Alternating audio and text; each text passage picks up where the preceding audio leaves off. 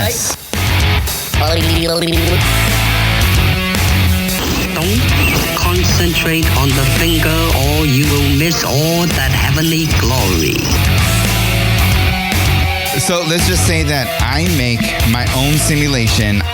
GOAD Podcast. GOAD Podcast. Welcome again to the Good.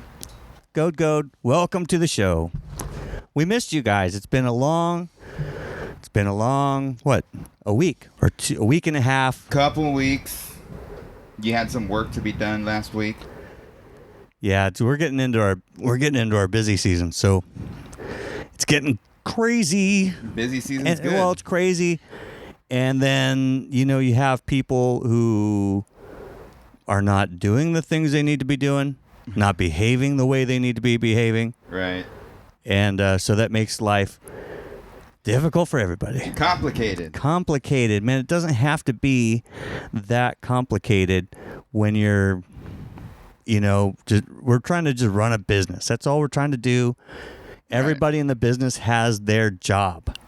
And if everybody does their job really well, then everything goes smoothly. It's great. Which is great all the time. If you do your job well, you're a stud. You're considered a stud for sure. Yeah. And because we're all interdependent on everybody else to maintain quality customer satisfaction and referrals and all those things, because we're all connected in that way. It's like a team environment, right? If technicians, for instance, are the end of the line. So I'll do marketing. I'll do all the marketing, all the upfront stuff. The office makes sure that they get the sales guys out on qualified leads. The sales guys go out there, do inspections of the house, sell work. Right, so there's a lot of steps to get to the technician. Oh, good. And if the technician messes it up, or he doesn't come with his A game, or he doesn't come with full intentions of making that customer happy, then it's all bad. It affects everything behind it. And so you can do really good marketing, you can do really good office, you can do really good sales and inspections. If the technician messes it up, then people start wondering, oh man, why'd I end up going with you? Or they get mad. Oh, okay. Yeah. The whole experience is ruined. Of course. Not only the whole experience, the whole deal is gone. Yeah. So then you have to. So they're the key. Since they're the last part of that cycle, their job is the most important. But it's also the job that most guys, when they do it, don't take. Killing termites, doing pest control, it's very important work. I agree. But they sometimes lose sight of that. They want to be something else. They're aspiring to be an inspector, or they're aspiring to be, you know what I mean? Yeah. It's not exactly rocket science. I mean, you have to know a lot about chemicals, keeping families safe, making sure things die, providing all that, right? You got to make sure. Yeah, that's a good idea. That's like the key part of the business. Of course. And but once you get that down, your system down, then it's not rocket science. So they start getting a little complacent, and then if you have anybody, that maybe has some issues, those, family issues or life issues or whatever, everything explodes. Right. Oh, for sure, dude. Yeah, I could see that. I mean, you want everybody to be in the same page and the same mind frame. Yeah. And then you need that technician to do his job, or else you're not going to get that person back ever. Yeah, that's exactly right. And if you fix it fast, how can I never know how to do a watch party on these things? Because you got to go to your own page first. I went to my own page. No, you went to the GOAD page. Did I? I was just watching you do it. You're right. I'm on my page right now. Look, there's that's me. Okay, no, your actual Facebook page, not this is my Facebook. No, press your picture. Oh, my actual, all right. Your profile page. All right. Okay. Now go to scroll down. Scroll down. Okay, more. Where it says Mine? Post. Mine? See where it says post? No. Right yeah, right here. Middle. Yes, right okay. here. Press post. Post. And then press watch party. Watch party. And then you got to look for GOAD. Just key. So go to search. Search it. GOAD. Capital G. I know how to spell it. Oh, there it is. There you go. And then that's added. It's added to queue. Does that mean something? Yes, and you press done. All right. Let me see. All right, now press done. Oh, done. And then you press post. Oh, then you press post. God bless it. That's complicated. No, it's not. It really isn't. Whatever, man. Here we are. We're sitting on the couches. Sitting on the couches today. Next week, we have some secret surprises. Next week it might be a little scene change. Yes. If we had seasons to this, it'd be season 2 episode intro. Season 3.5, the new set. The new set. The new set. Yeah. So while we were getting this new set, I saw something weird, which we both saw. Where we saw some magical mushrooms. Oh yeah, we saw Avenida muscaria, I think is what it is. those mushrooms found in Mario, and all the Disney movies, because they're all just tripping on some psychedelics over there at the Disney studios. You know who you are. And then we saw 2 like teenage girls. One of them was texting while walking in the middle of the road, and she was pulling another girl she was texting. That was on a rope, and she was sitting on like a furniture dolly. That was classic, dude. And none of them were paying attention. That was classic. In that particular in any neighborhood where there's people driving cars, you have 2 chicks. One's pulling another one on a furniture dolly with a rope, they're both head down into their cell phones in the middle of a busy street. Awesome. It was. Yeah. It kind of reminded me of when I was a teenager too, though. Oh, Except without the phone, because we didn't have cell phones back then. No, but you know what I saw yesterday too? What? As Carly and I were taking the kayaks out because I'm on vacation this week. No work for me this week. So anyway, even though he's on vacation, he's here. He's dedicated. Because this ain't work. Yeah, this is just fun. This is fun. But we were on our way to drop the kayaks into the Pacific Ocean, and I saw there's 2 couples, teen couples, boy girl. 2 teen couples. Yep, the girls were riding on the handlebars. The guys are riding them, right, and they're riding on the handlebars. I thought, man, don't know what they're doing. Dude, it's got to be 20 years since I've seen anybody ride somebody else on handlebars. Right. I mean, we used to. That's how we traveled. Right. That's exactly. That's teenage travel. I was going uphill with someone on the handlebars and someone on the back pegs. On the pegs. Dude. The reason why we're going uphill because the rest of the way to the the house. Yes. It was downhill, but then I had to go back. That's not a metaphor either, huh? It was all downhill from there. All downhill. Yes, there is definitely. Even when we got to the house at the bottom of the hill, that hill kept going. Back up. We couldn't go back up. Oh no, it's a walk. We kept circling down. Yeah, so I hadn't seen that in a long time either. So that was kind of cool. Yeah, that's pretty interesting. Yeah, I mean, so look, it's been a busy week too. It's like, well, not this week, but last week was just full of trials and tribulations and gray hair. My business partner was out on vacation, and we have kind of this deal. It's like, or at least I have the deal with him, and he respects the deal back. But he's on vacation. I don't call him. I don't talk to him. I don't text him. I don't email him. I don't do anything. Be on vacation. Okay. Right? That's what vacation's for. That sounds good to me. Yeah. It's vacation, be on vacation. You won't do it to him, but he does it to you? No, he doesn't. No, I mean, I got caught up texting last night or whatever, but that was only because I got a message from somebody. I don't know, man. I got caught up because I read that we were supposed to have a new guy start this week. And 2 weeks ago, he said, oh, yeah, I got to give 2 weeks notice. No big deal.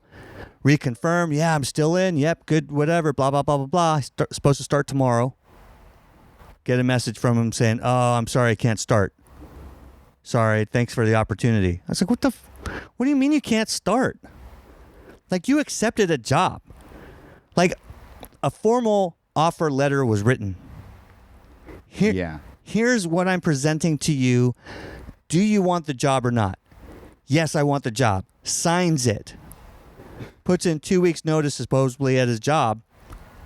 I halt recruiting. Right. You have to because you just hired somebody. I just hired somebody. How many people am I going to have to hire hoping that somebody shows up for the first day they're supposed to be at work? So stupid. Well, the students show up? No. In fact, he sent a message through some recruiting service. A recruiting service? Well, you use like, recruiting services? No, online. Right. Like ZipRecruiter or Indeed. Right. Monster or whatever, right? So you post these ads on Indeed, they apply. Okay. Yeah. And so he sends instead of texting me, this is how cowardly these people are. Instead of texting me or calling me going, hey man, it's just not going to work out, sorry. He sends a message through the Indeed portal. Like, you have my cell number, dude. Like, text a brother. Let me, right. Like, be a man. Just say, hey, you know what? Can't do it. I can't do it. My wife makes more money than me, and I have to stay home and be Mr. Mom. Okay, fine. I get it. It's 21st century stuff. I'm not in that mix that much. Cool, if that's what it is. But just be a man and say something. Dang. Yeah, for sure. That sucks.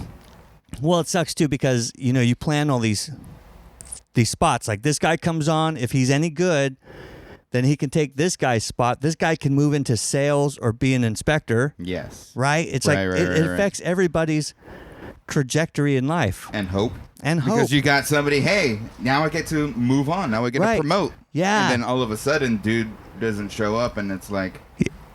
Exactly. And it's happened to this guy like 3 or 4 times. Since when? No, like the guy who's supposed to promote. Oh, right. That's what I'm saying. Right. So for the last 6 months. Wow. Dude, I'm not kidding. That's how many people we actually talk to absolutely right now because of the way that COVID has kind of built this unemployment thing until the end of July. People are making more money on unemployment than they are. Than that. Yeah, but it's like, so since this has happened, the talent pool has dried up nearly completely. And so I have this one guy that's trying to get into the next step in his career, and I want him there just as bad as he wants to go there. And then probably 4 times we hire somebody, they end up being a complete moron. They can't do the job, or they're late for work their first 2 days. Right? You're like, okay, if you're going to be late for work your first day, dude, that's it. Like, what are we even doing?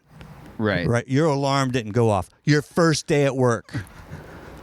Dude, seriously, right? Grow up. It's so... Grow up. So that was all my last week, which was picking up these pieces, and now I'm off. I'm on vacation, so I got that message last night, and I was kind of like, all right, shake it off, go to bed, that's Jeff's problem. Yeah. My business partner. So I was like, hey, that's Jeff. Sure. Jeff, love you, man.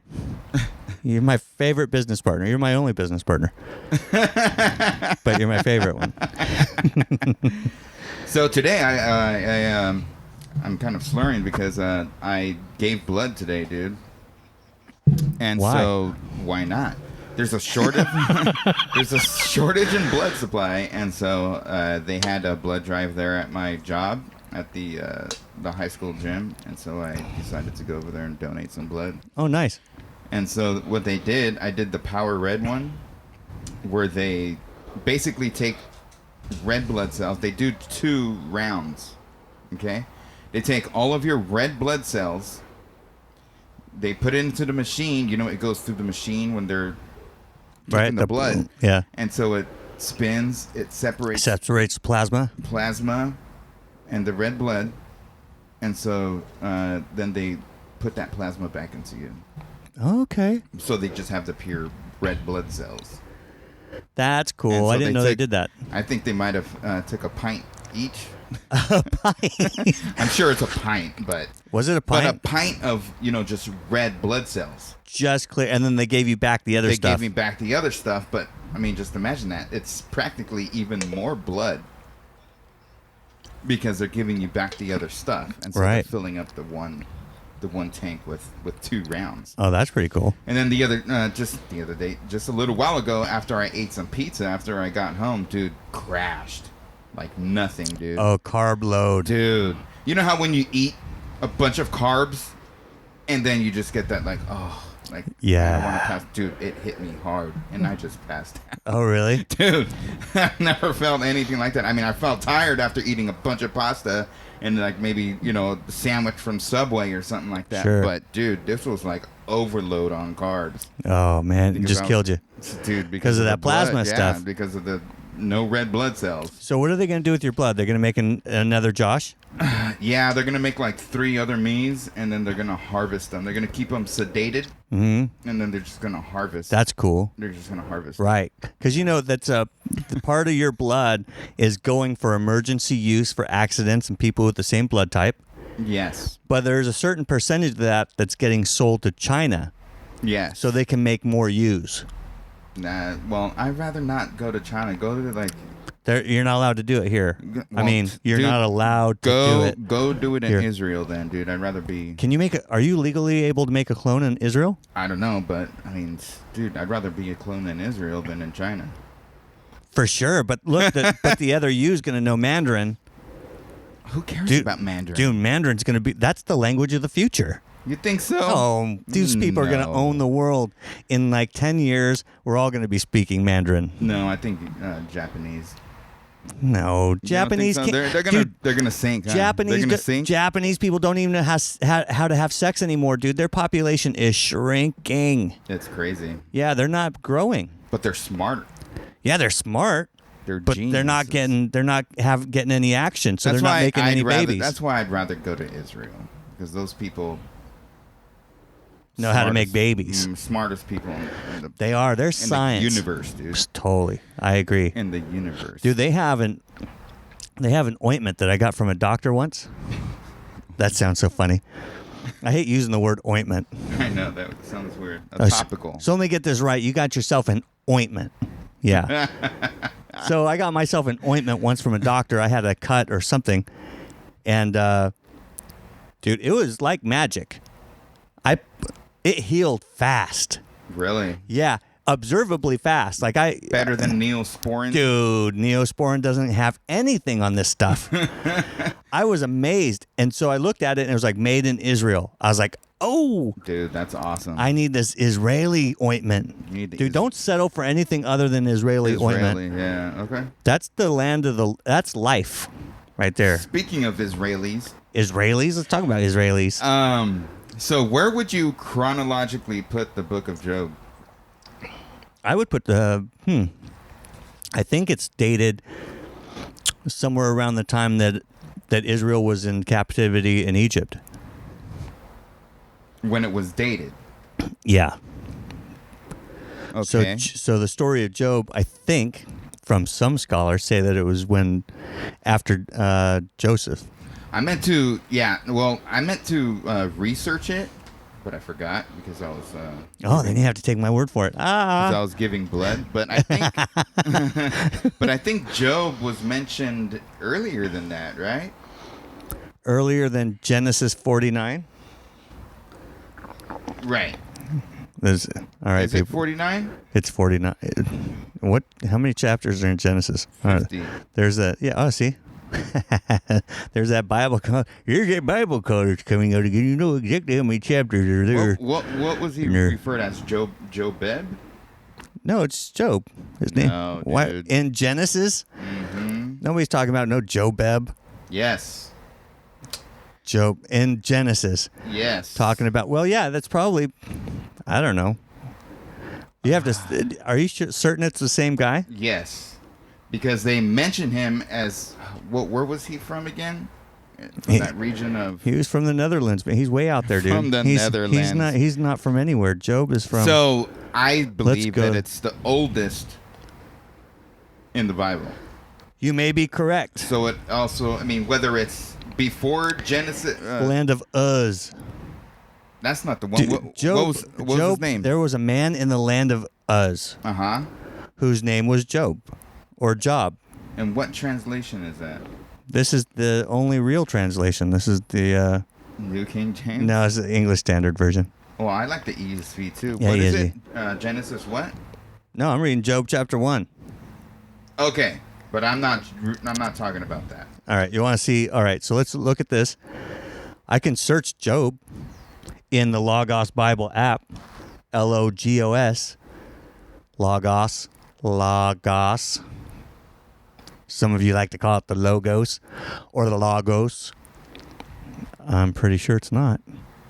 This is riveting television. You're gonna do a Bible. You guys gonna look at your apps on your phone? Talk about job. Well, it's important because it is important. Because if you're a woman and getting married, man, you got to find a man that's a job. Dude, he was a good man. You want to be a man like Job, because Job was like, I know we're gonna call him Job, but it's not spelt like that. It's spelt like Job. But I'll call him Job just for lack of so we don't confuse anybody. Right. Job was a good dude. He was a great dude. He was sacrificing for his kids because they were out and partying all the time. Were they partying all the time? My kids were partying all the time. I mean, obviously, like, he was the reason why he was always out there. And he had 7 sons and 3 daughters. They were all partying? Where does it say there? Where does it say they were all just... Well, he would always go out and sacrifice for them. Doesn't it say that? Well, yeah, he sacrifices for them. Well, because he loves his kids, but that's like because they were always out. You know, the sacrifice for his kids is more so the fact that he hated his job and he decided to stick it out because he had to put food on the table for his kids. We've all been there. Nobody wants to work. Nobody wants to be 25 years working at Home Depot. Oh, dude. But putting up with customers all day are. unless you have a kid, and then you sacrifice for your kids. But I'm sure that's not what you're talking about. No. Dude, everybody wants to go and be like a rock star, be somebody famous or whatever, and then you have a kid too young, and then you have to find a job to put food on the table, and that, my friend, is sacrifice. So see, look, GOAD. Not that kind of sacrifice. GOAD podcast is deep, though, man. There's a lot of levels to this podcast. Oh, man. There's a bunch of them. A bunch of levels or a bunch of sacrifices? No, a bunch of levels. 46:13. Not Job 46:13 yet. Genesis 46. You're going to be like, this is the week we do Bible study. Journey to Egypt. So... Tola, Puva, Job, Shimron, the sons of Zebulun. The sons of Issachar were Tola, Puva, Job, and Shimron. Which one are you looking at? Genesis 46:13. I'm looking. That doesn't say Job. It says Job. Yours says Job. Y-O-B. Let's see. Let's do a. So again. So yeah, Job, son of Issachar. That's right. what Job. That's what Job means. Y-O-J. Whatever. Now let's see You're what. still in the ESV. No, but I'm just doing a keyword search in Logos. Okay. So then I'll see what Job's name means, and then if I can. What does this mean? Oh man! Come on, people. Did you guys even prepare for this podcast? These were the break. sons of Leah, whom she bore from Jacob. We have such great things planned for you guys today. We just got to get past this little. Right. So he doesn't believe me that Job is mentioned. Job. And I say he is. Now, look, Job. So Job is spelt differently. It's somewhat of a Yob. Y-O-B, but there's a prefix to Job for some reason. Mm-hmm. So it's not the same person, I don't think. You don't think so? Mm-mm. Yeah, I mean, But let's pretend it is. Even if it isn't this one, I know that name Jobeb or Jobob or something like that is in here, and it's referring to... This particular Job. No, not this one. If it is this one, then it's this one, but if not, then it's a different... Job, what we were talking about. Anyways, whether it's earlier than when they were in captivity, mm-hmm. which or not, or whatever, or not, I would literally put the book of Job before Genesis because Job was before Moses, and so which would put the book of Job. You would put the book of Job before the writing of anything Moses did. Yes, because he was before. Job had to have written it. Written Job. Right. Yeah. So Moses wrote the first five books. So right. if Job was before Moses, he had to have written it before Genesis. Unless Job wrote it or lived this out while the children of Israel were in captivity in Egypt. And then in which case, no, I guess that's true. Yeah, he would have written it. He would have written it before Moses wrote the 5 books. Yes. Got you. Yeah, that's right. That's squares. And that's what I'm talking about. Got you. So that's where we're at right now. Job. So he predates. Talk to me young. Yeah, because it even mentions dinosaurs in it. Dinosaurs, Leviathans, and all that kind of stuff. Leviathan. It talks about the behemoth and the way he explained these things. One of the words I think in the King James version is a terrible. And it's a terrible sight or something like that. Yeah. Which could also be translated as awesome. Mm-hmm. Yep. Or awe. Awe-inspiring. Awe-inspiring. Mm-hmm. So, yeah, tell me something about Job. What do you know about Job? Dude, Job is to me, Job is that guy. Beast mode, dude. That is, you think about guys like Job, you want to be a guy like Job. You don't want to, because the way that he went through what he went through in this entire book, dude, most of the book is his friends sitting around telling him that he needs to just admit that he's a sinner, admit that he's messed up, right? Curse God and die, which we can talk about what that means in a second if you want. And that's what his wife told him. Right, and that's what his wife told him. His friends told it. Just everything was like, okay, all the things that he went through, that's the kind of guy you want to be when you go through the stuff. Yeah, of course. I mean, just looking at all the things that he went through, I mean, man, I wouldn't want to witness or even know that. Oh, it was one of his servants that came to him and said, "Hey, your whole family's dead. All your kids are dead. They're all gone. They're all gone." And so it's like, whoa, like, dude, if I'm going through some sort of trial and I'm like, yeah, this guy called me a jerk the other day, man, I feel so bad because maybe I am. Job is right there and be like, shut up. Right. Well, even it's like, people in real time, 21st century, 2020, right now, there's a lot of people going through some incredible stuff.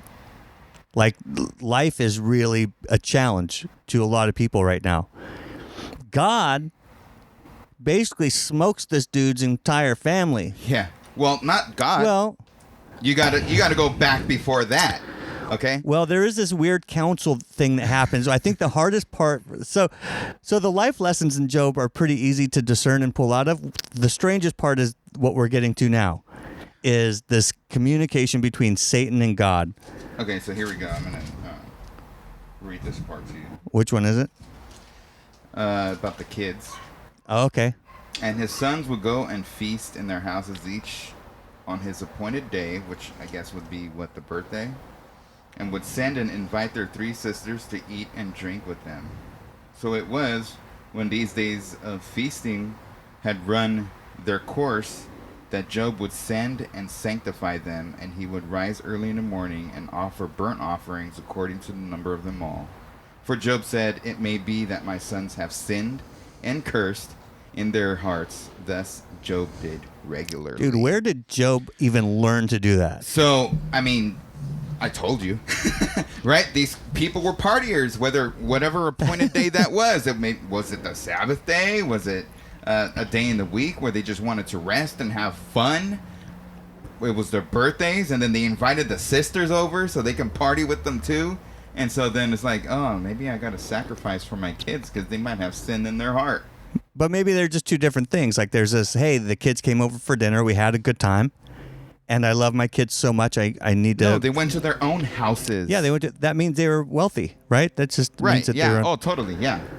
So it could mean that they are partiers. It could mean also that he just loved his kids so much he was constantly doing sacrifices for them in case they had that in their hearts, like you said. Well, obviously, it says regularly, so... Yeah, regularly. Because that's what you do when you're a dad. Right. you always pray for your kids. Always pray for your kids. Make sure that keep their hand out of the fire. Yeah. And so while he's doing this, so he's an upstanding, he's a righteous guy. He's rich. He's rich, dude. He's loving. What's he got, dude? That shows him that he's loving. Check this thing out, dude. He's got 7,000 sheep, 3,000 camels, 500 yoke of oxen, 500 female donkeys. What? Dude's a baller. Yeah. Dude is a baller. Baller in his time, yeah. He is so rich. And very many servants, so that this man was the greatest of all the people of the East. What?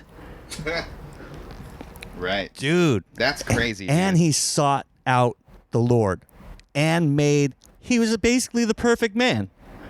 I mean, he was a complete man, yeah. He was a complete man. Complete man, yeah. I would say complete, I mean, because you could translate, if you want to get wordy, you could translate that word, complete. You could translate it mature. Mature, sure. Because some people would be like, oh, see, the Bible says here that you can be perfect. I'm like, did you even read that right?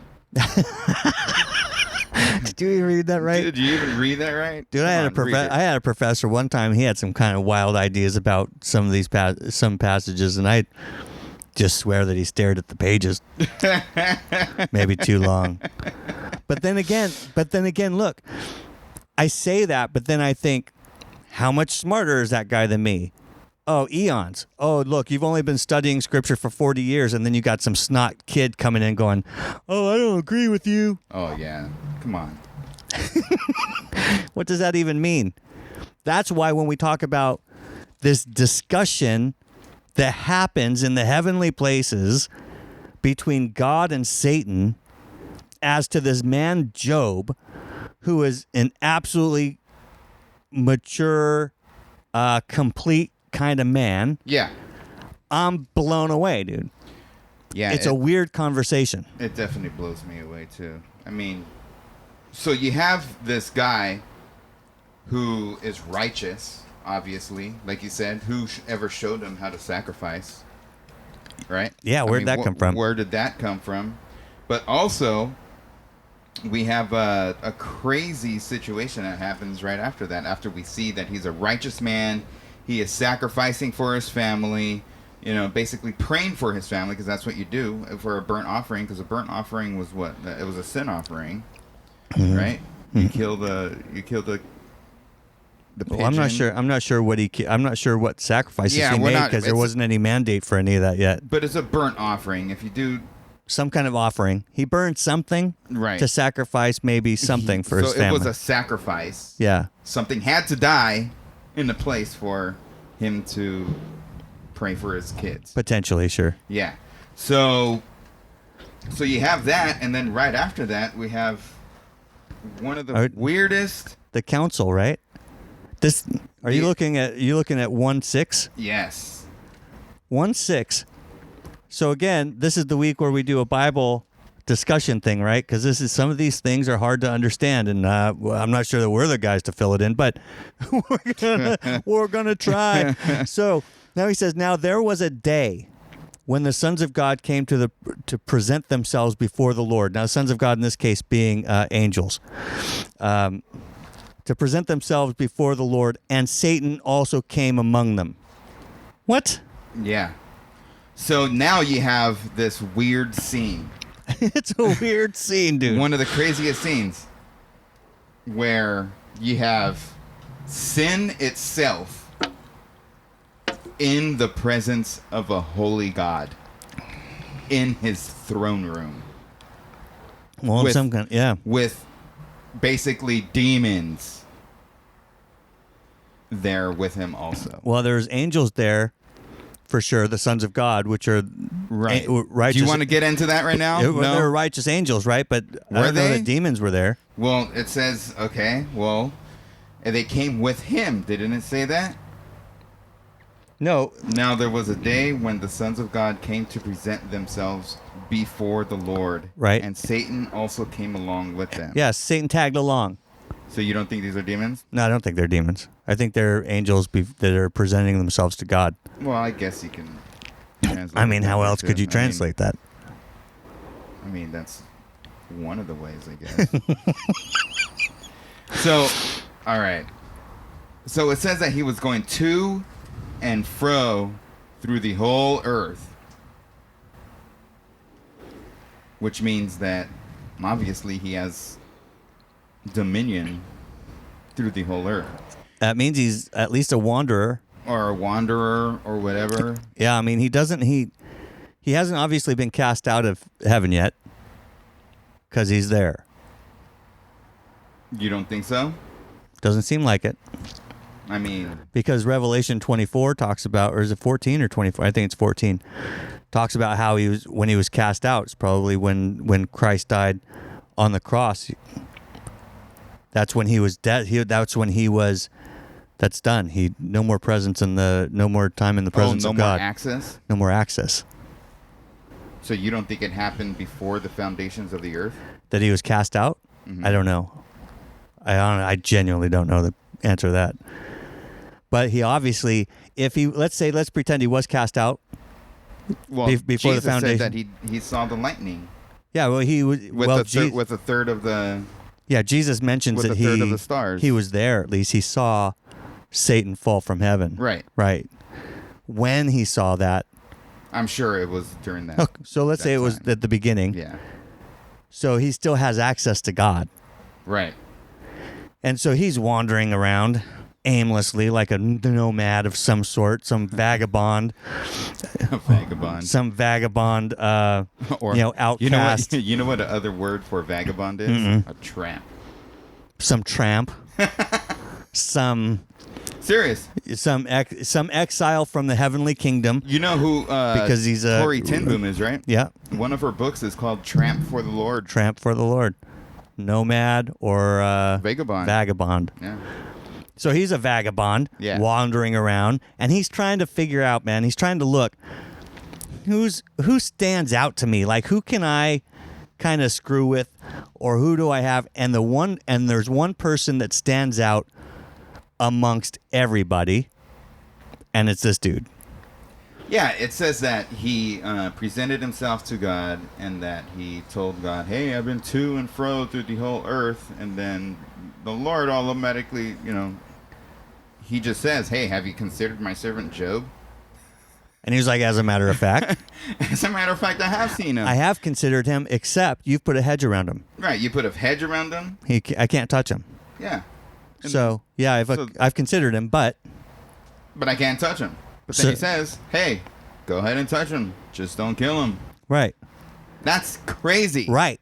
Now, as a human being reading this like thousands of years later, you're going, okay, well, hold up. Yeah. Like, wait a minute. I remember the first time I read that, I was like, wait. Okay. I know that God cannot be in the presence of sin. Or he doesn't want to be in the presence of sin. Well, I mean, if you think about it. He can clearly be in the presence of sin because he's in our presence all the time when we sin. Well, we're a sinful, right? But he's not face to face with us. That's what I mean. But he dwells us. He indwells us, but he's not face to face. Okay, I think we're going to split a hair on whether or not what's closer, being face to face or actually being inside. Well, yeah, we are holier than the ark, and that's the sanctification process. So, positionally, thank God. Yeah, that he cleaned the vessel so that he could the house before he moves in. Yeah, that's a good statement. That's a good statement. So he cleans the house before he moves in. Right? Yeah, he does that. Straight up cleans it before he moves in. I mean, there's still a lot of stuff in there because we hide a lot of stuff. Still a lot of junk. But he's the one who cleans it from the inside out. So Job's a baller though, and he did get Satan's attention. Oh, yeah. And just Satan was just like, and Satan, by the way, just means accuser. So there was an accuser, that's Satan. Accuser, the serpent of old or whatever, right? This word Satan here is accuser. Accuser. Yeah. It's similar like when Jesus talks to Peter and Peter says, hey, oh, no, Lord, you're not going to die. No way that's going to happen. Get behind me, Satan. Get behind me, Satan. Yeah. Stumbling block, accuser, whatever. So we have now Satan in the presence of God going, sure, I've considered him, but you're protecting him. So what good is he to me? Yeah, I've seen him. Yeah, he goes, not only are you protecting him, But you gave him all this stuff. Look at him. He's probably the most richest man on the earth right now. Right. He's got all these things, and look, of course he's gonna serve you, dude. Right. And so he goads God. Right. Exactly. And says, nah, he only serves you. Yeah, he only serves you because you bless him and you give him everything. And then God, come on. Okay. We got to say this. A lot of people are blessed these days with riches. Dude, everybody in America. A lot of people. Even the poorest people in America are richer than some of these third world countries. For sure. Yeah, definitely. So is riches always a good thing? Is it always a bad thing? Well, it depends. Because that's where I think that's what Satan's almost getting to, which is, right. Look, he's wealthy, he's a baller because you protect him and you've given him all this stuff. Mm-hmm. You take that stuff away and he won't be praising you anymore. Yeah. And so he goads him into going, okay, well, look, what do you want to do? So Job must have been doing some righteous things with his... Dude, everything he was doing was righteous. Do you think anybody else at that time had riches and abused it? I'm certain. Probably. I mean, look at his... There was a ton of people on the earth at the time. Right, of course. So... Dude, but this man, that's why he stood out. Because he was righteous in all of his ways. Even to the point of sacrificing for his kids. In the midst of darkness, you have some dim bulbs, and then you have the really bright light. And you go, I want to squash that really bright light, but you went and you put a force field around the guy. Right? Exactly. He's shining the brightest. He's obviously a stud. And he's a stud because you've made him a stud and because you protect him, and nothing bad happens to him. But as soon as something bad happens to him, you watch. Yeah. He'll start cursing you, and you'll see his true character. Oh, dude, yeah. So then what happens? The Lord says, all right, I'll take away basically the protection that you have over him. Mm-hmm. But you can't kill him. Right. All right? And so what happens? So why did the Lord not allow Job to die, but he allowed his kids to die?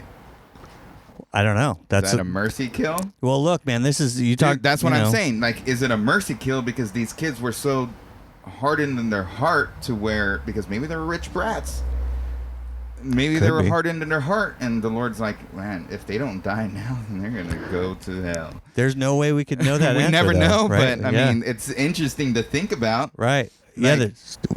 You never know. I mean, these kids must have been rich brats. They're like, yeah, we have everything. Yeah, we got the wine. We got all the good stuff. Yeah, I'm going to invite the sisters over. Maybe they have some, girlfriends. Right. You're going to have a party in their own houses and you're going to invite your sister. Why are you inviting your sisters? What's happening there? Why wouldn't you invite your sisters? We have very different ways of looking at this passage. Oh, yeah, for sure. A lot of people do. You wouldn't invite your sisters. I would invite my sisters. They're family. Why wouldn't you have a party with family? Because in that time, girls were like what? Girls? Right? I mean, no, honestly. They were still female? Right, of course. But they weren't as equal as a man back in these biblical times. No, not as obviously equal. Right. So that's what I'm saying. If you were back then, I mean, obviously you probably would. But the only reason why I probably would is because there's going to be parties going to happen. Those parties are going to be some nakedness. Right. There's going to be some debauchery. And so I think it's a mercy kill, kind of, if God is allowing it to happen. Could be. It doesn't say one way or another. It does not say. We're just throwing it out there. I'm making a conjecture about it. Yeah, you are. I might be far-reaching upon it, but I mean that's where my mind kind of goes. So let's say it was a mercy kill. In either case, this whole book is about testing Job. Yeah. Right? It's like it's this man who has everything, who seeks after God, who loves God, makes sacrifices, is very wealthy because God has blessed him, and he attributes his wealth to God, and then he takes it all away.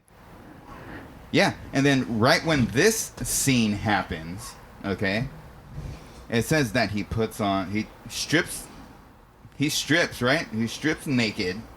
Mm-hmm.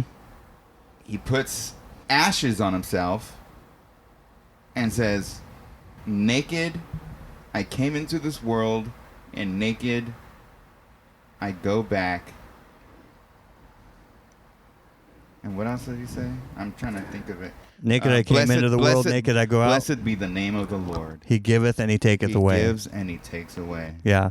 That was his whole attitude. That was, I mean, just think of it. He just lost everything. He lost his cattle. He lost his livestock. He lost everything. Everything except for his wife, obviously. Well, she still had utility. Well, I mean, just think of it. You know how when you get married, you're one? Yeah, sure. So that's what I think about. That dude, and if your devotion is going to be tested. Right, she really tested his. I mean, come on. Dude, ain't nobody got a free way into somebody's heart than the wife. Dude, but that's what I'm saying. Like, the reason why she didn't die either is because they're one. Right. One flesh. Sure. So that's the way I think about that, too. Right. So then you have that, and then he says that. Naked I came into this world, naked I will return. You given, blessed be the name of the Lord. You given away. He held all those riches in like this weird. We consider it weird. This weird open hand. Yeah. Right, where it's just like, yep, I have it, and now I don't. And God gives and He takes away. Blessed be the name of the Lord. It's crazy. Like, who would ever have that type of attitude right now? Well, I mean, like right now. Like, well, isn't that though a test of somebody's maturity? It definitely is. Because when all hell breaks loose, so to speak, and everybody's confined, or everybody's sick, or you lose somebody you love, or a pandemic happens, you lose your job, and all these things happen, your business. Yeah. And then I know of people that have lost their businesses, they're confined, they're in deep trouble, and they're struggling with their relationship with the Lord because they're thinking, well, if this happened to me, I don't even know if I can rely on God anymore. Wrong response. Yeah. Hey, Job, can you tell us something really quick? Tell us something, Job. Tell this guy something. Job is a legend because of his faithfulness. Oh, yeah, totally. And it's crazy because after that scene, Satan comes on the scene again with God. Well, he tells him, this is what I think a lot of atheists and a lot of people a lot of Christians have a problem with. And he says, you put a hedge around him, blah, blah.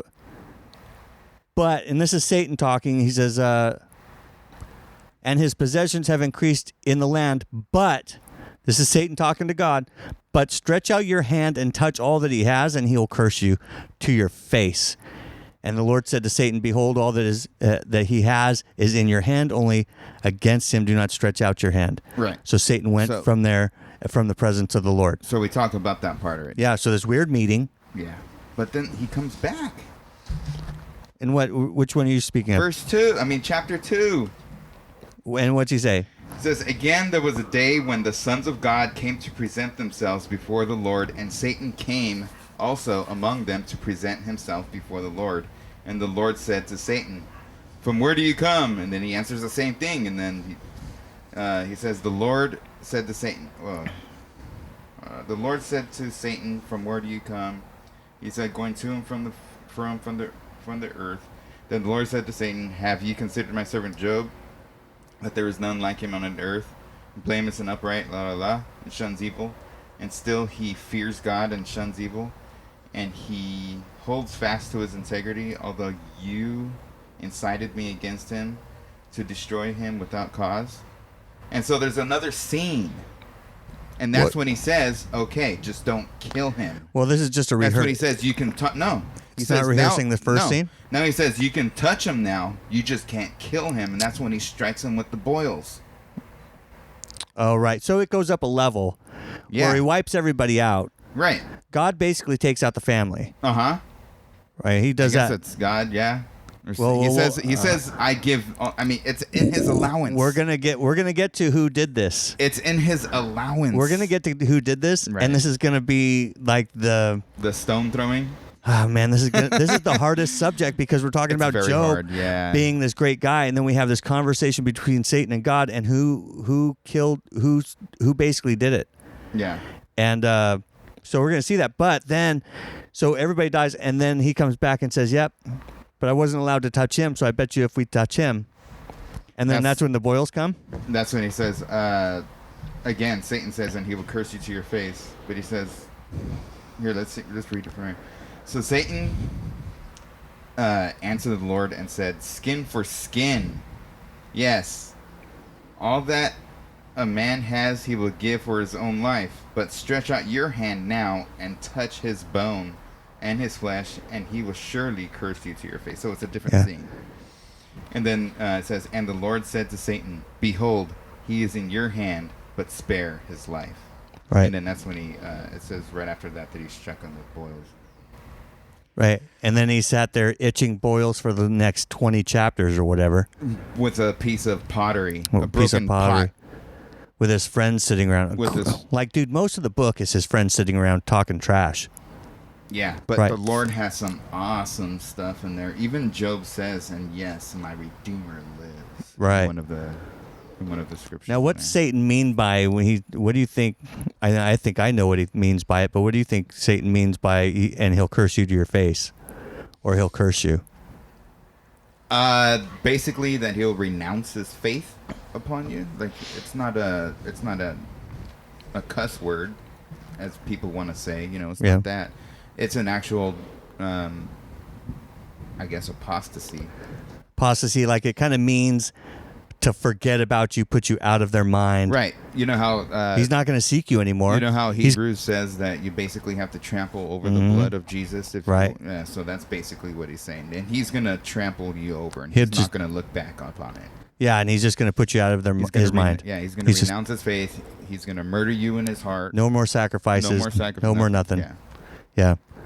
And so he's thinking. So Satan's thinking that, man, you do all this stuff to him. Watch, he's gonna turn on you. Yeah. And he's going to walk away. And God's going, nah, let's do it. Let's see what happens. I'm sure, Lord, forgive us if we're not trying to put this in a trivial way for sure. But this is like, that's almost like, all right, well, let's see what happens. Let's do it. Well, it's God's betting on Job. Right. It's crazy. And not only that, you know what's the interesting to me is that God does not tempt people to sin. Right. But he'll test your heart. He'll test your heart, but he does not tempt people to sin because he cannot do that. Right. That's something that he cannot do. Right. But he'll test you. He gives Satan, he goes, this is in your hand. Yeah, this is yours. You can do this. Now you just can't kill him. I won't allow you to kill him. Well, here's what's even harder. Go ahead and finish that thought. No. Because I was thinking, here's what's even harder. We come into the Bible with a presupposition that I believe is 100% true, and that is that God is Almighty. He is so great that none greater can be conceived, as Anselm said. He is beyond. He is all knowing. He is all powerful. He is all in all. Yeah. And yet, when he pushes back on Satan and says, "Nah, man, I'm betting Job." Satan still says, "I think you're wrong." Yeah. You're like, do you even know who you're presenting yourself to? Do you know what I mean? Like they're in this is what makes the whole conversation between them so strange, is that it assumes that there's some limitation in what God knows about Job. Like there's not. God's betting Job. Satan's betting against Job. Like, why isn't it just enough for God to say, you know what? You could kill his whole family. You could give him boils for the next 20-something chapters. Yeah. You could put friends in his life that are going to talk trash about me and spread rumors and give him bad theology. You can give him a wife that's going to tell him to curse God and die. You can do all this, and at the end of the day, I'm going to double everything he had and restore everything twice as much, and he's still not going to curse me. So let's just skip all the drama. Take my word for it, son. And doesn't can you put we need to put the number 4 higher. Yeah. That's good enough. Number 4 is higher. Hey, thank you for your input. Yeah, that was Daniel. Thank you, Daniel. So, yeah, dude, but that doesn't it seem like that's the whole story of what the Bible looks like? Like the whole story Dude, that's of life. salvation, dude. Like, okay, you have everything, and then Satan comes to seek, destroy, and kill it. Mm-hmm. And then the Lord brings it back to even better in the end. Yeah, well, Like what we talked about before, like with Jared and how, God did this, we did that, and it's always going to come into a circle back into where it normally was supposed to go to. right. Let's see. What are you looking for? I'm looking for, No, you're not. I'm looking 42. Let's see, after the show. Okay, tell me what you're looking for. I'm looking for when he's, it basically says at the end of, oh man, I had it. Basically says that, God's the one that smoked him. That's, Oh, yeah, you better look for that one. Oh, it's there. Sir. I think I know what you're talking about. That it was always in his hand anyway, or something like that, right? It was something like that, but yeah, I mean, like I was saying before, if you look at this whole book of Job, you have a man who was righteous, and then all of a sudden gets taken away. But you still have this righteous guy who has always kept his faith in the Lord, even when his wife says, you need to curse God and die. How would you feel if your wife ever told you that? I mean, think of it. The person you love, the person you're giving, the person that you gave your all to, she had your kids. You're both going through mourning because of the loss of your kids. Right. And then she sees you there all depressed and hurt and whatnot, and you're all full of boils and you're scraping it with pottery, watching. Have you ever popped a boil? No, I don't think I've ever had a boil. Do you ever watch? Is that like a zit? Do you ever watch the? I've had some zits. It's worse. You know what I'm saying? It's worse than a zit. It's what is that lady called? Dr. Pimple Popper? No, I've never watched that, dude. That thing freaking grosses me out. Okay, well, if you ever watch that, it's not nice. It does not look good. Okay, those things are nasty. Especially when it's because of a little ingrown hair, and then you have this big old giant pus pocket in your neck, and then dude's just scraping it off. No, with man, that's so gross. A piece of pottery. That's so gross. Those things itch, and it's worse than a mosquito bite, worse than a pimple, and all that stuff put together. And then once you pop it, it's just like a hole there, and it keeps pussing out. Worse than staph, or it might be even some sort of staph. So gross, dude. That's so gross. And then you're just sitting gross. there, just scraping and scraping. Your wife comes and says, "Curse God and die." And you look at her and you go, "Look, babe, that is not good for anybody." We don't hear from her after that. What happened to her? Well, look, because he gives her that husbandly look, like, "Come on, babe, you realize what life would be like if I didn't seek the Lord?" Right. It ain't good. It's not good for our family. It's not good for me. It's not good for you. It's not good for our future. Nothing good comes from me turning my back on God just because some bad stuff happened. Right. Even if he did it with his own hand, he did it for a reason, to test me, to make me better. This is where I think the idea of trust comes in. It's this idea that God understands the beginning from the end from the beginning. He knows your life. He knows what he can make of it. He knows how he can shape it, and he's got understanding that transcends human reality. And so you have to trust that whatever happens is going to happen for your good and for his glory. That's Job. It goes, I don't understand it. It sucks so bad. I love those kids. I like being rich. I love my wife. I enjoyed or I have enjoyed company with my friends until now. Well, that's what happens. What does a guy do when he can't sit with his wife and just have a conversation with her and just talk? Real? Yeah. Yeah, I don't know. Obviously, he went to his friends. She probably loves him, honestly. Oh, yeah, and yeah. she's just like, look, curse God and just be over with it. Just be over with it, babe. Just go ahead and I don't die. want to see you keep going through this. Yeah. And so he obviously goes to his friends. And he goes to his friends to seek counsel. And you know what? The first 7 days, I think that was the best days of his life during this time. Because they didn't say one word. Oh, they just listened and watched him. They just listened and they looked and they watched him.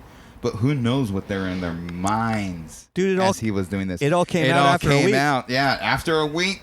Or like, Job, what did you do to deserve this? Dude, yeah, right? You're like, what did you do to deserve this? Yeah. Man, I would have punched that guy right in the face. No, he's just like, look, dude, this doesn't happen to people, right? To innocent people. You did something. Yeah. Now you can confess it and you can try to tell us that you didn't do nothing, but we all know different. Yeah. We all know different. This is instant karma, son. You did something bad and God's smoking you for it, and you need to come to grips and confess it. And just imagine that. As Job is listening to these people say all these things, he's just like, no. He's like, I don't know. I don't know what I did. I don't know what I did. I don't know what I didn't do anything. I didn't do it. Yeah. It wasn't me. I didn't do it. At least they waited a week. Yeah, but you know what I'm saying? They had to open their mouths because they thought they knew better than he did. At some point, you just get tired of people sitting in your house, wallowing in self-pity, talking about how woe is me, woe is me. At some point, you snap. And you're just like, look, boy, put on the big boy pants and let's talk this out. You did something wrong. Let's figure out what that is so you can start confession and start the repair process. The repair process. But Job is like, I got nothing. I got nothing. I got nothing. I got nothing. Which is so, I mean, how can you ever say that? Can you say that? No, I can't say that. I deserve everything I get. Dude. Oh, I actually don't. I actually don't get everything I deserve. Right, because that's God's grace. Yeah, that's God's grace. And so, but yeah, I mean, this guy honestly could say, I got nothing. And he had some, and towards the end of the book, he came to some revelations about himself that God brought him. Of course. To his knees. Yeah. It was a little bit of something in there that he wasn't aware of. Yeah. But isn't that almost the point? It's how can I get this guy, take Satan out of the equation for a second, and you just go, how do I get this guy whom I love to really, let's test his heart. What is the point of a test? Sanctification. Well, look, you don't know you don't know if you really have an understanding of a subject until you're tested on it. Right. Yeah. Right? Your trust. Somebody says, hey, see that 3-story ladder? Climb up that 3-story ladder. Trust the ladder. Right now, if you trust the ladder. Like those guys in that palm tree? Yep. If you trust the ladder, exactly right. You'll go up the ladder. Yeah. Because you trust the ladder. Mm-hmm. They're talking about, hey, if I wipe out his family, will he still trust you? He wiped out his family, he still trusted him. Yeah. It's a test of the heart that says, hey, I know I can go through it and still come out whole. And even better. Because I trust God. And even better. Yeah. There's been trials in my life where it did produce what it was, perseverance, and long-suffering, and faithfulness, and all these things. Right. And, it just makes you stronger for the next trial. That's what it's supposed to do. And that's what it's supposed to do. That's what testing and trials are supposed to do. They're supposed to produce this strength, not your own strength, but the strength that comes from the Lord through that trust that you have in Him. Yeah. I mean, how else are you supposed to work out a faith muscle if your faith isn't being tested? You got to be tested, man. You have to be You got to do things that... If you're stagnant, you're not moving forward. I don't think there's ever standing still. It's either you're moving forward or you're moving backward. Right. Well, you said it best when you said your faith muscle. because these things are, it's just like a muscle. How do you know how are you going to get stronger if you don't go in and do one more push-up than you did before? Right. If you don't do 5 more pounds than you did before, if you don't make progress in pushing and challenging yourself, growth happens under pressure. Yeah. It doesn't happen in a nice, calm garden. And sometimes when you don't know that you have to grow, you don't know that there are steps that you need to take to reach some new level of your life or new depth of understanding in your relationship with God, God steps in and does it and helps you out and says, let's test this thing out, man. Let's put this thing through a pressure test, see how much you can actually take. And if you come out of it whole, he rewards Job by doubling everything. Right. I mean, you're twice as rich as you were before because you didn't curse God and die, because you were mature enough to accept the trials that they came. And you realized that you still had some issues that you needed to deal with. It brought it to the surface. Maybe your faith wasn't as strong as it was supposed to be. Definitely was not. Dude, he did question himself at times. Sure. He definitely was like, man, was there something wrong with me? Mm-hmm. Is there something that I did wrong? Maybe I need to look deeper in my heart. Maybe there's some things in there that I need to deal with. Maybe the Lord is the one who saw those things in there and said, hey, let's deal with it. Right. Well, maybe too, in that council, this is a designated time when the angels were going to present themselves to God.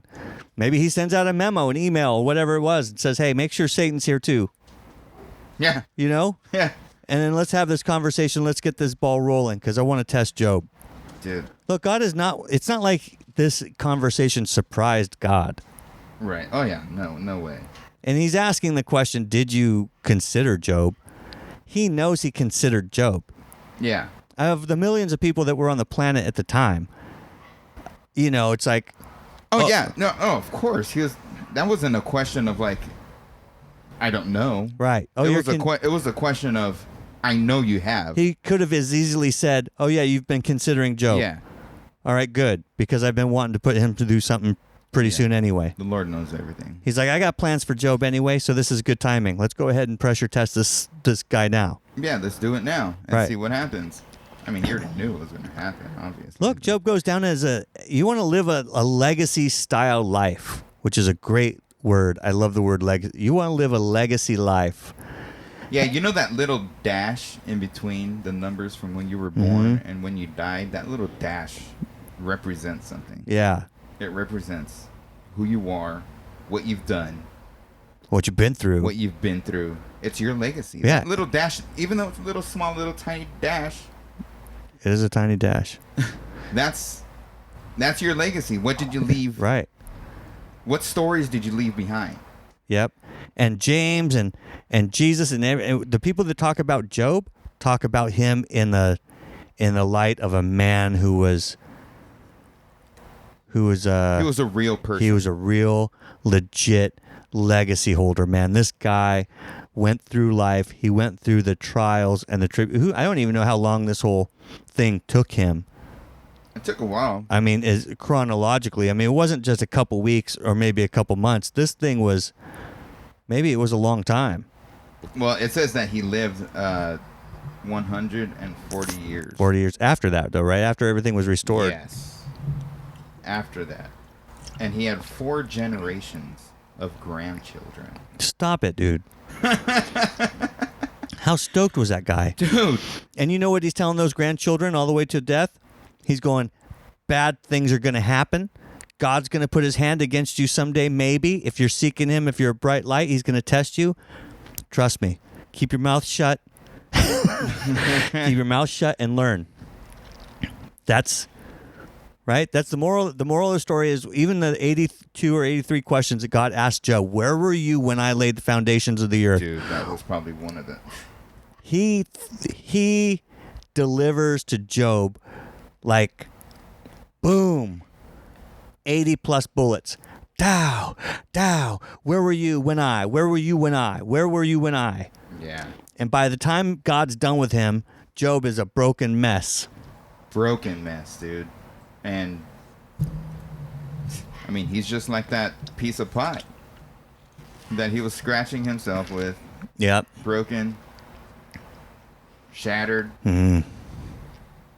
I mean, I remember when I was broken and shattered, but like that, right, dude.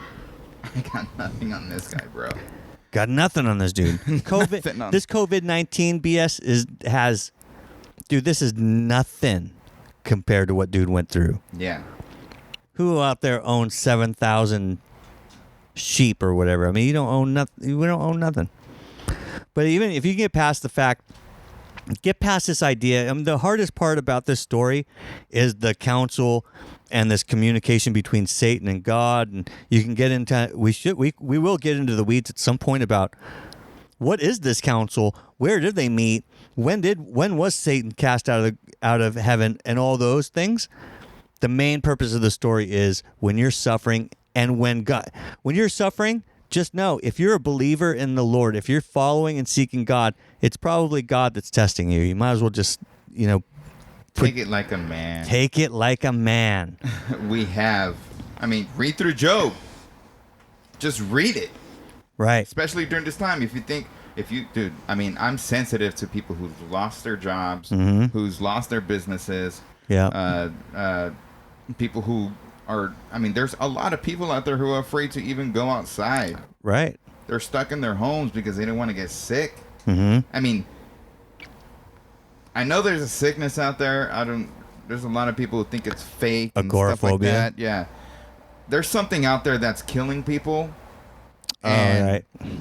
And like you said, just sit down, pray to the Lord.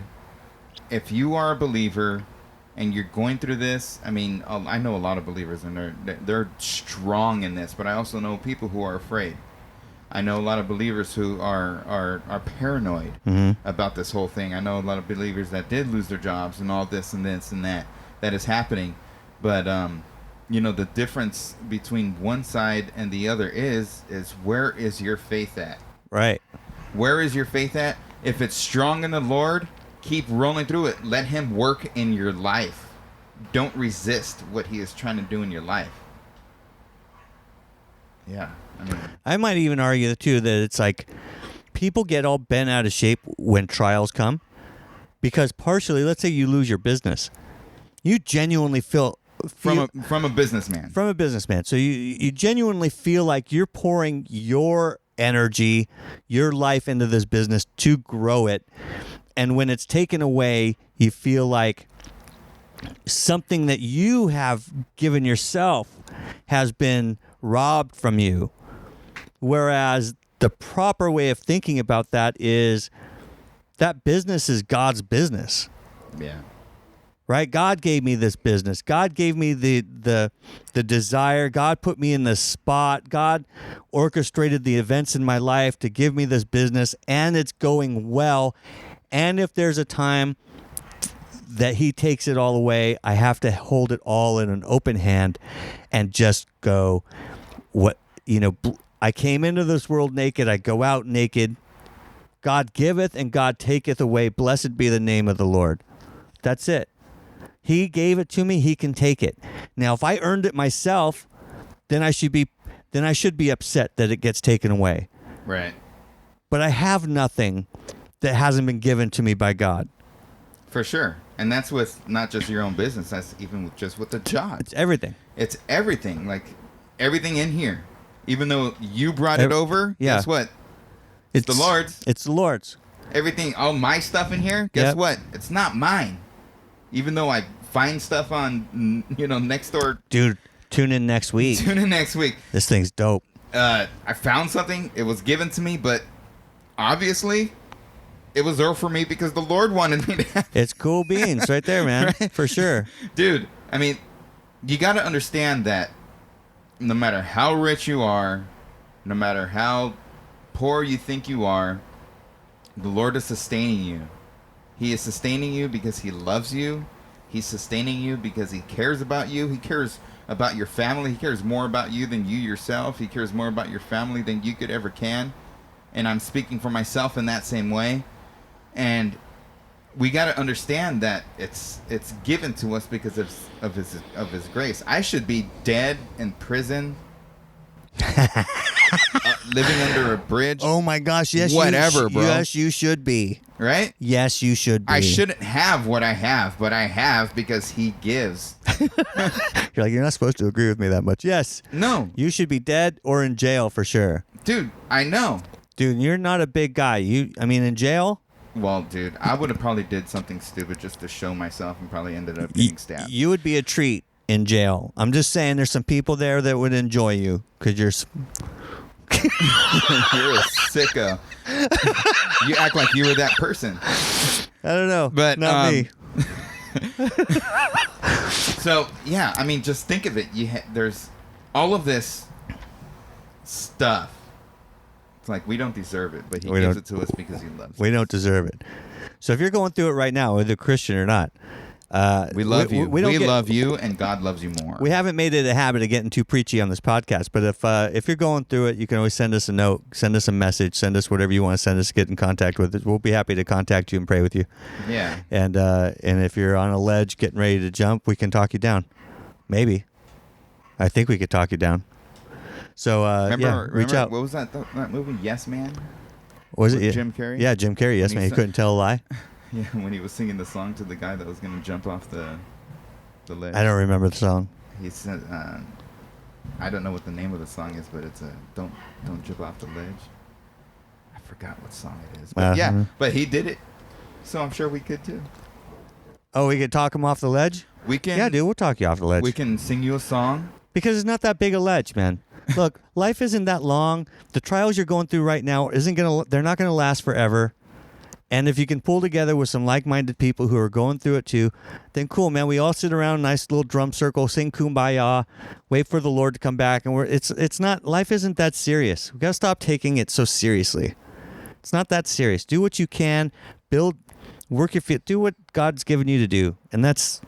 Amen. And what are we working so hard for? You know what I mean? It's like we're trying to hold on to something that God blesses us with, takes it away. That's the single sign of maturity. Can you go through it and still hold on to the Lord? That's the point. Last verse. Yes, sir. So Job died old and full of days. That Dude, word full. That's nice. That's a sick last verse right Dude, there. I want to die full of days. Full of days. Just looking back. Man.